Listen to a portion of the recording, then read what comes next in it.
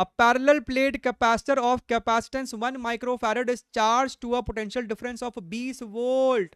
ये आपका कैपेसिटर है और इसके अक्रॉस आपने बैटरी लगा दी है यहाँ पे 20 वोल्ट की। ये है आपको 1 माइक्रोफैरड का। The distance between the plate is 1 micrometre. आपको यहाँ पे इसका डी भी दिया हुआ है 1 micrometre. The energy density between the plates of the capacitor is going to be how much. आपसे एनर्जी डेंसिटी पूछ रहा है यहाँ पे। What is the energy density? Energy density का मतलब energy stored per unit volume of the capacitor. भाई साहब, कैपेसिटर आपको एक पैरेलल प्लेट है इस प्रकार से, दो पैरेलल प्लेट है इस प्रकार से, तो वॉल्यूम क्या हो जाएगा यहाँ पे?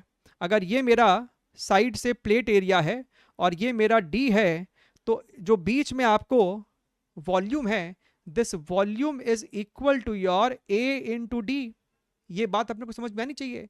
सो A into D, now A into D multiplied by U is your half C V का स्क्वायर। अब आपको सवाल में सी दिया है, आपको सवाल में वी दिया है, आपको सवाल में डी दिया हुआ है। ठीक है सर, अच्छा तो एक काम करो, आपको सवाल में ए तो दिया नहीं है, so 1 by A D into 1/2 multiplied by C की जगह लिखो फिर A epsilon not by D multiplied by your V का स्क्वायर।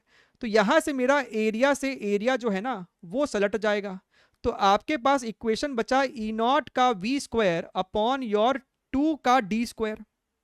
ठीक, आपको अब यही लगाना था सॉल्विंग में। सर एप्सिलॉन नॉट तो नहीं दिया है तो अपने मन से ले लो ना, इतना क्या दिक्कत है। 8.85 10 टू द पावर -12, वी हमको दिया हुआ है 20, तो उसका स्क्वायर किया तो 400 divided by 2 into D, D का स्क्वायर किया तो 10 to the power -12, 10 to the power -12।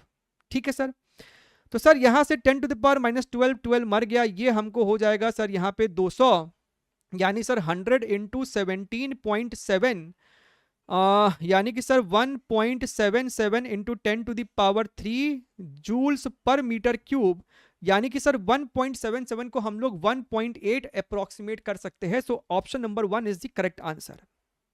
ठीक है सर।